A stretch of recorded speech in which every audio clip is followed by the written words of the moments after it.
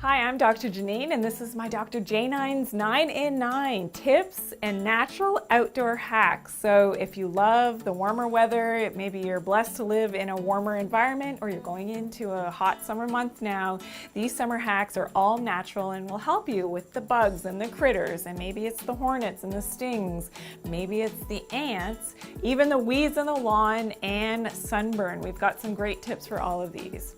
So tip number 1 is a natural weed killer. So I don't know how many times I've had to go into my garden and yank out the weeds, and a week later they're back again. This is something that I have found is so helpful, and I love it because it's completely natural. So whether it's the kids that are running around in the back, I don't want to expose them to those harmful pesticides, or our dog as well. So something really to be mindful about. So in this natural weed killer, all you're going to do is mix a little bit of dish soap, so a few drops of dish soap and some water into a spray bottle, and about a half a cup to a cup of regular vinegar. So you could use apple cider vinegar, but the less expensive way to go is just to use plain white vinegar into your spray bottle, and you're going to spray that onto your weeds. Then you're going to let the power of the sun kill that weed naturally. And again, there's no toxic off-pouring of chemicals when you're doing it this way. Then you'll find a nice brown wilted dead weed that then is easy to pick out, but more importantly won't grow back because you've killed it at its core.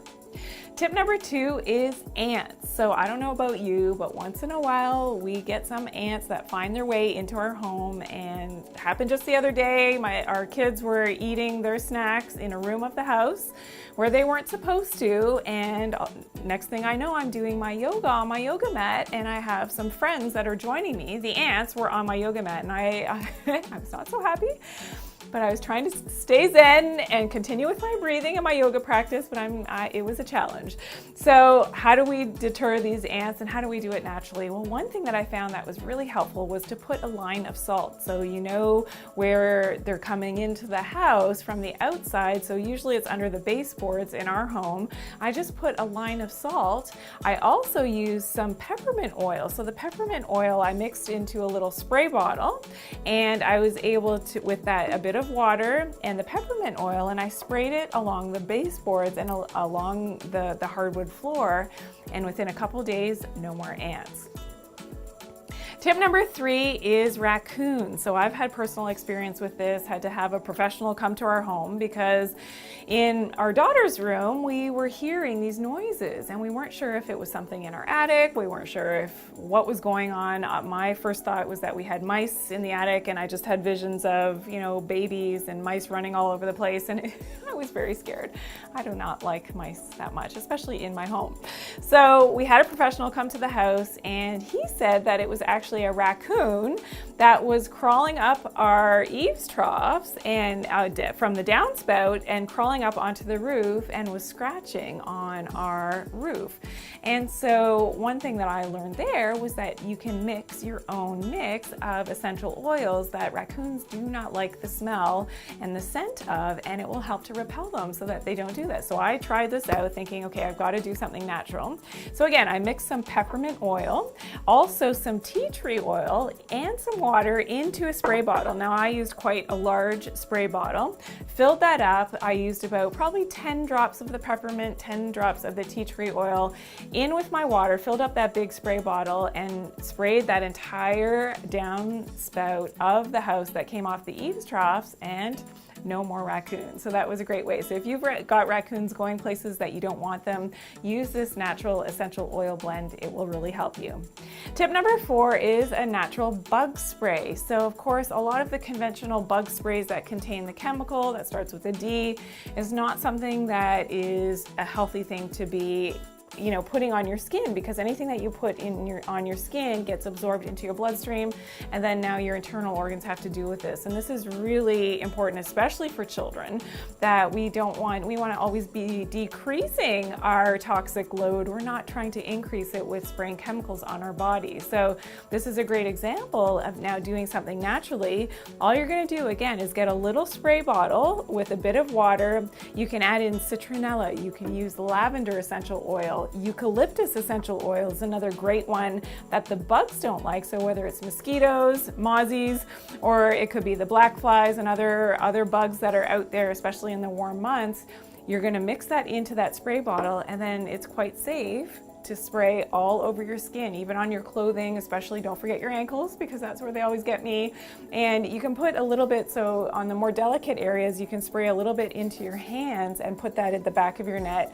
And just what I do often is I'll just pat down my face with that mixture, and even don't forget your head. If you're not wearing a hat, you want to do that as well.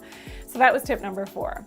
Tip number 5 is something that you drink. So this is our Mosquito drink that helps to repel the bugs from the inside out. So it's a great recipe. I want you to check it out. And what it entails is some apple cider vinegar, a little bit of lemon or lime juice, some sparkling water, and a little bit of honey that you're gonna mix into a drink, and you're gonna drink this. And those natural citrus smells from the lemon or the lime juice and the apple cider vinegar helps to deter, because you won't smell it on your own skin, but that smell that comes off your skin and in your sweat is a deterrent, especially to those mosquitoes. Now, if you do happen to get bitten by a mosquito, our tip number 6 is to use something natural on your mosquito bites. And I love the tea tree oil. So tea tree oil has a bit of a numbing effect when you put it onto a bite, and it could be any type of bite, but the mosquito bites, this is really effective and helps to get rid of that bite irritation and that itchiness.